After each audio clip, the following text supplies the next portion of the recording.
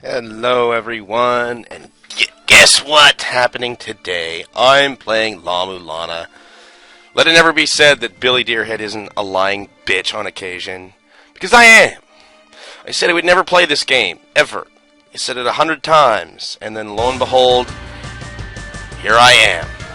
I've played through the game, I've beaten it dozens of times, I've unlocked pretty much all its secrets, and now I'm here to show them all to you. Now this game, before you even start playing this game, you need to come at it with a different mindset than you do with most RPGs, because this is a side-scrolling platformer RPG, but you can't think of it as a normal RPG, because most RPGs are fairly linear. You start in one area, you find the first dungeon, you fight the boss of that dungeon, and then you get to explore the next area. And you find the next dungeon, the next boss, and so on and so forth. This game is nothing like that. You need to come at this game with the mindset of the same mindset you would if you were playing the original Legend of Zelda. Because the original Legend of Zelda, if you don't count the second run-through, had 9 dungeons, and only the last 3 actually required you to have items from previous dungeons in order to get in. The way the overworld map was laid out, there was absolutely nothing stopping you from skipping the first dungeon and going straight to the second, the third, or even the 6th dungeon as soon as the game started. And that's what you need to realize about this game, is that you don't have to go through the first section of the dungeon and fight the first boss and then go to the second dungeon. This game does not work like that. You need to come at this game with the intention of exploring everything you possibly can, finding everything you can possibly find, and that will make playing this game so much easier on you, because you'll have more stuff and you'll be in a better position to deal with the bosses. And that is what I'm going to do here. I'm going to explore around and try to find everything I possibly can before having to fight any of the bosses. And I'm also going to try and unlock as much crap as I can and get the maximum achievement out of this game. And I'm already getting a fucking email from this guy. Most of what he says can be boring, pointless bullshit. You have a pause button, so feel free to go read that yourself. First thing you want is this goddamn scanner. This is one of the most important things of the game, because you need the scanner to look at things. You can't even read shit without the scanner. And the most important thing to read are these Holy Grail tablets, because they are your save points. Don't want to save over that shit. Where do I want to go? First thing we need to do is grind for money, because we've got some important things to buy right here, right off the bat. And isn't that a great way to get thrown into the action as soon as the game starts, having to grind enemies for money to buy all the shit you need? That stuff can wait. Buckler is a shield that works pretty much like the shield from Legend of Zelda, even though it looks pretty small and that it won't protect you from much. It actually protects you from anything that comes at you from that particular side. This is what we want more than anything, is the fucking glyph reader, because we need it to translate the ancient text on the tablets that we're going to find. Oh, wait. Yes, the first time you break pots, they tend to have lots of money when you're in a new area. Yes, the hot springs. This is important because this game has very limited options for how you can heal yourself, and the hot springs is one you're likely going to be using a lot. Now, the green balls these guys drop are, I think they were called soul stones. But basically, you collect these, and you notice how that little blue meter under my green health meter is slowly filling up? Once I collect enough of those soul stones, I don't need to heal.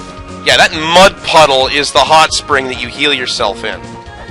Once you collect enough soul stones that the blue meter fills up to the max, you will automatically recover all your damage. And watch out for those guys, they dive at you. Come on, give me money for Christ's sakes. I'm trying to buy the glyph reader. Look, I can't even read a wooden sign without the bloody scanner.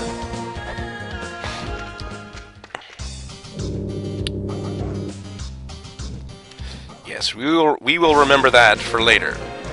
When we have the serpent staff, we're going to come back and we're going to kick this guy's ass. Because that's how you get the double jump. Because right now, he's invincible. And he pushes us off the screen. Right now, I'm just exploring, hoping one of these guys will die and give me money. The great thing about the whip is that it actually attacks a little bit above you. Not just straight ahead like that loser Simon Belmont. Even though he had a much longer whip, this guy is not so insecure. There! Finally some goddamn cash! I could go buy the map reader right now, but the glyph reader is more important, so excuse me, I'm saving for that.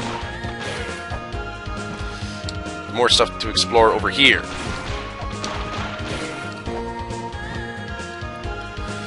You gotta be real quick with these frickin' birds. And bazinga! Damn it. Dropped a weight and I missed it. Can't believe I said bazinga. I don't even watch that show. Now, one thing you need to know about placing weights is whenever you place a weight on something, you need to get the fuck out of the way. Because this game has traps. And weights are very important because weights are the only way to activate those things. And also, one thing you need to know about this game is that you need to smack everything, because you never know when you might have a piece of wall that you can break. You also need to be careful about how you control your jumps, because you can't actually control your jumps until you're descending. And all the platforms are solid. There's none of this jumping through it from underneath like in Super Mario World. All of it is solid, even the walls. So like when I jump straight up, once I hit the peak of my jump, I can control where I fall. And if I'm moving, I can go into the jump or I can resist it, but I can't really kill my momentum and change direction unless I hit a wall, which kills my momentum for me. Yay! And I got another weight.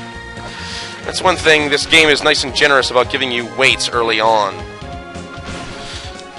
And as we read in this email, someone had a map. And look it.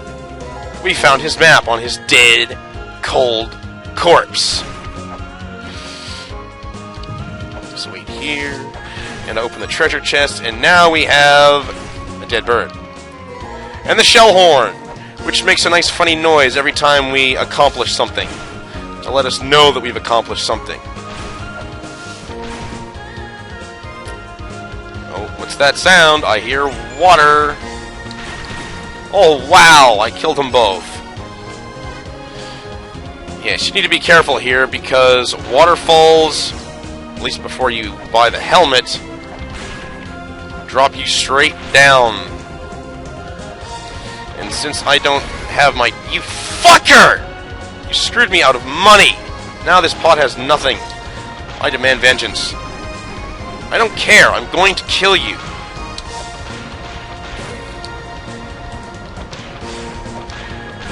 Fuck you. You screwed me. Oh, this is bad. Fucking counter for fraps is right in front of my health. I don't know how close I am to death.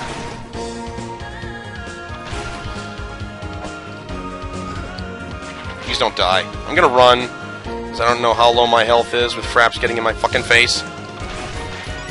Thankfully, I only lose one. I think in order to get the money I need for the growth reader, I'm actually gonna have to go into the ruins.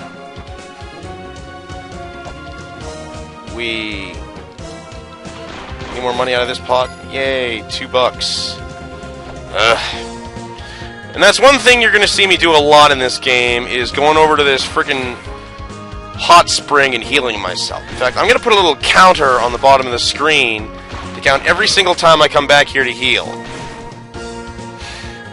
Because you can come to the hot spring to heal, you can collect soul stones until your thing fills up, and I'm probably like 1 or 2 away from getting a full heal, aren't I? Wow, I was right into the single digits, wasn't I? That's bad.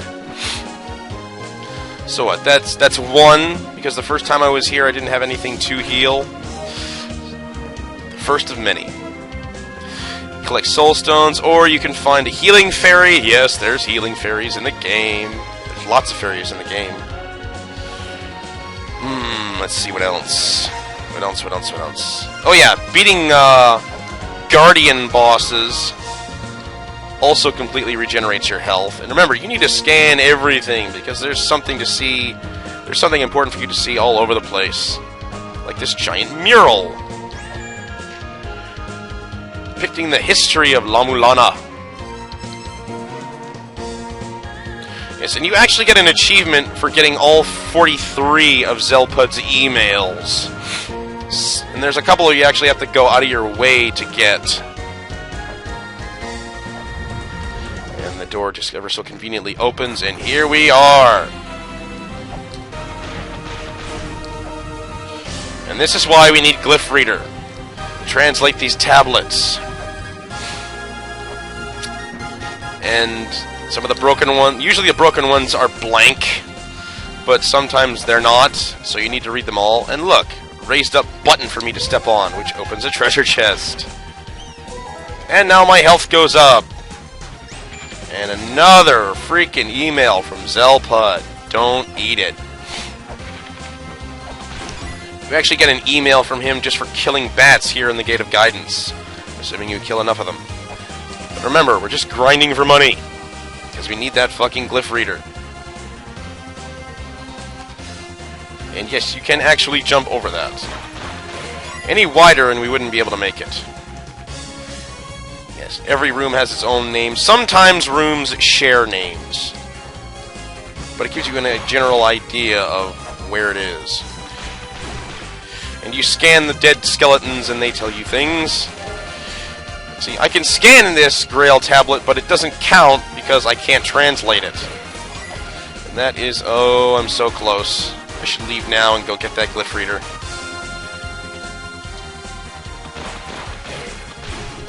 Give me some fucking money. Ugh. Weights are important, because you need them for everything in this game. Locked doors, treasure chests, traps, everything. Of course, that's always so gratifying when you use a weight to figure out what the fuck is over here, and you get a goddamn booby trap sprung in your fucking face. I want to kill the bats. Come on, wake up. Come on up here. Come up where I can hit you. Thank you! God, the controls of this game.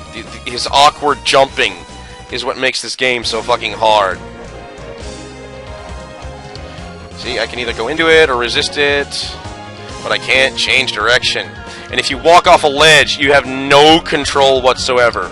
You can't jump, you can't control yourself, you can't even turn around. All you can do is whip in the one direction you're facing. And what really sucks is when you're trying to jump down through a hole and you accidentally click your goddamn heel on the edge of the platform and then drop like a brick. I usually say drop like a stone, but Macy's got me saying drop like a brick now. Thank you! And now, Glyph Reader, so I can actually read the fucking tablets. See, this is our pause menu, which shows us the map if we have it, and the map reader. And this is our options menu. And then we go through the tabs to our software to equip what we have. This is game software. It takes up a lot more memory, and there's only one type of game software in the entire game that actually does anything on its own. Most game software has to be combined with another game before it actually has any kind of effect. And Death is one of those ones, so we're not going to waste the memory on it.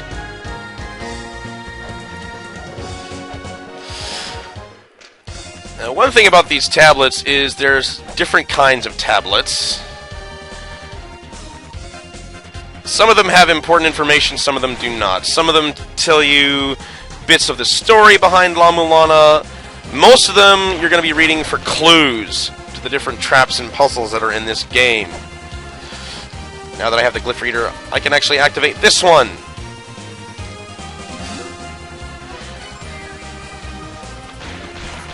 I don't have the Holy Grail yet, so that's going to be the first thing we're going to go after.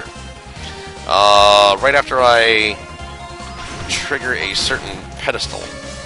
Offer 3 lights to the heavens. Wow, I can't believe you missed. And this is a seal. Once we find the corresponding tablet, we'll be able to break that and then do the 3 lights to the heaven things. That is one of the rare tablets in this game that actually gives you information concerning a puzzle that takes place in this very same room. This is something you really need to know about. Because this is the Eye of Divine Retribution.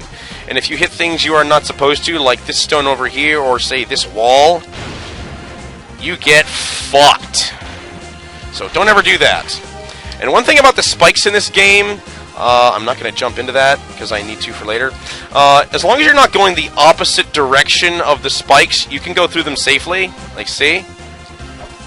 As long as I'm not going up, they won't hurt me. As long as I don't jump straight into them. I can walk through them from the side, I can fall through them from above. As long as I'm not moving the opposite direction that those spikes are pointing, they will not hurt me. There are spikes later in the game that are basically like knife blades, where if you come at them from any direction, they will hurt you. But these are not those. The test of courage. Ta-da! I passed the test. And now I get the shurikens.